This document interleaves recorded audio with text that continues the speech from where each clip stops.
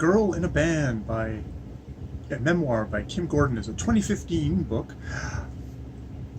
which I of course didn't even read as a book. I listened to on audio, read by Kim Gordon in her own very distinctive Kim Gordon kind of a flat, I think California voice. At least that's what it sounds like to me as a boneheaded Canadian. Here's a book that I am really, hey, I don't know shit about music. I'm not that big of a Sonic Youth fan. I'm just some clueless dude who happened to kind of sort of a lot of the stuff that she recounts in her memoir is stuff that's like, I remember this as a yokel from the hinterlands who got vague echoes of it. I think, Sonic Youth was around from like 1981 to 2011, and indeed this book opens with their very final kind of what seems to be going to be their final concert.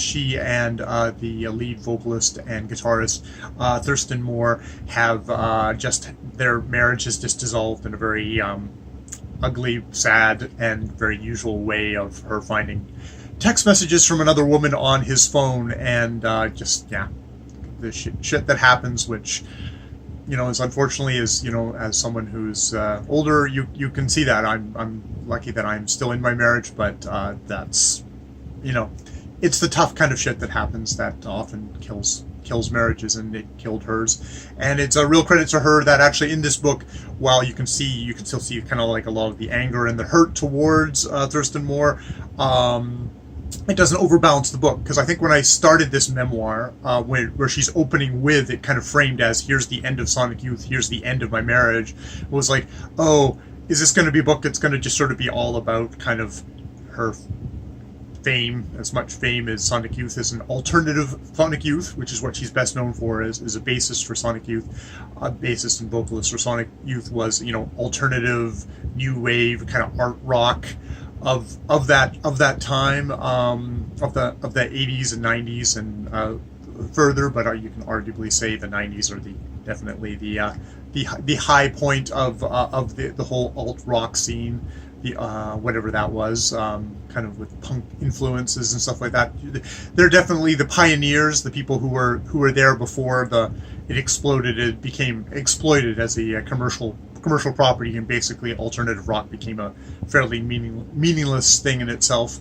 So yeah, it opens with her talking about the dissolution of her marriage, and just that it's ended, and that she's obviously having a lot of feelings towards Thurston Moore, and having this weird thing where it's like you're in a band with them, and so you're sort of holding together to do this kind of thing because you also want to kind of just get money because they have a kid, and hey, they need tuition and stuff like that. But then we kind of go back to her youth, where for me that's like where it gets actually more interesting, because you get stuff like her very kind of her complicated relationship with her older brother, who was diagnosed as a paranoid schizophrenic, who was incredibly cruel to her as a child, and seems to have had very kind of hands-offish parents to sort of let it happen, which really she finds sort of shaped her as a child. There was a bit of kind of like a lot of stuff of Freud at the beginning. She was talking about Freud and Death Wish and stuff. That thankfully kind of peeled off. And I mean, obviously, as anyone she's gone through counseling, you can tell in this book there's marriage counseling and probably other counseling to kind of help deal with your crap. But she's not someone who's like, I kind of attach theories to things and overlay. For the most part, she does a really good job of giving a really kind of touching and close, clear-eyed account of her time as youth, as being a woman coming up in the rock scene. Just all the horrible, the whole thing about music being, it's not just about the music, it's about kind of the pose and the attitude and the gesture is like almost like an art gesture. Kim Gordon is someone who seems to be as much as an artist, a kind of she would hate performance artist, but as someone who happens to be a singer and musician as a part of expressing her just artistic vision of the world.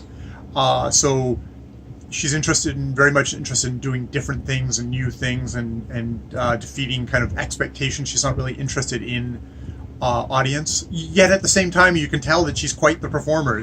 Someone doesn't get to the level that Sonic Youth did without being a performer.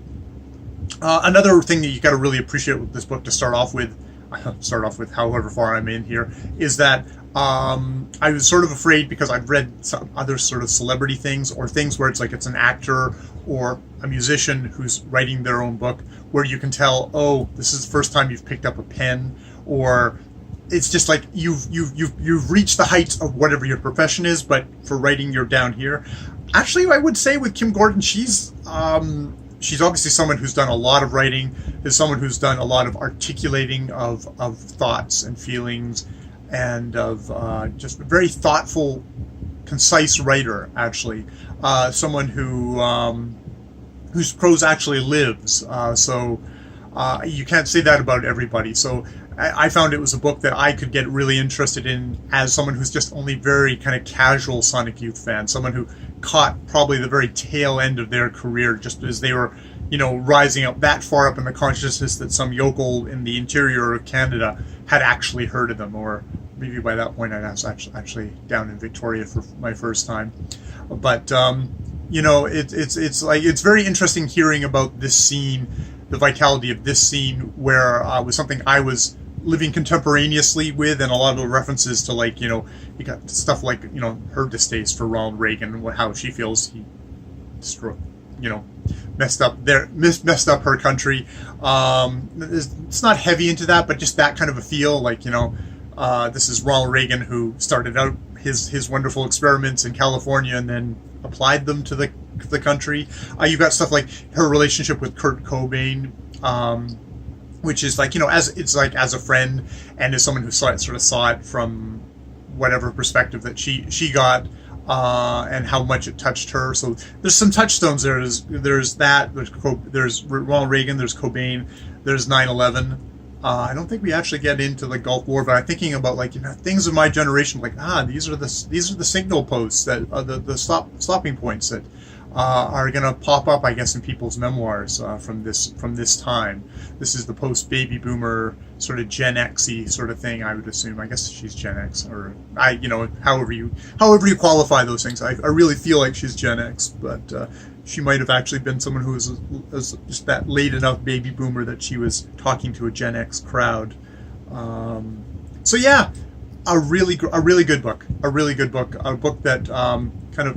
She she organizes it a good hunk of the middle part, just around sort of the songs and the thoughts about what was happening at that time around the songs, or around people like Kurt Cobain or Courtney Love, or So it's a good book for just sort of like, wow, all the navigating of the rock star, or even a just musician, someone trying to make a statement, trying to craft a persona, or not be overwhelmed by the companies that want to slot you into the sexy female, the girl in a band sort of stuff, of stuff which, of course, I'm completely unqualified to talk about. And as a complete geek who is being ultra sincere on YouTube, I'm so non rock and roll or punk. I guess I'm punk. I can be punk because it's one camera and I'm just fucking doing it one take, and we'll see what happens. And that's what's happened. I recommend the book. More videos later.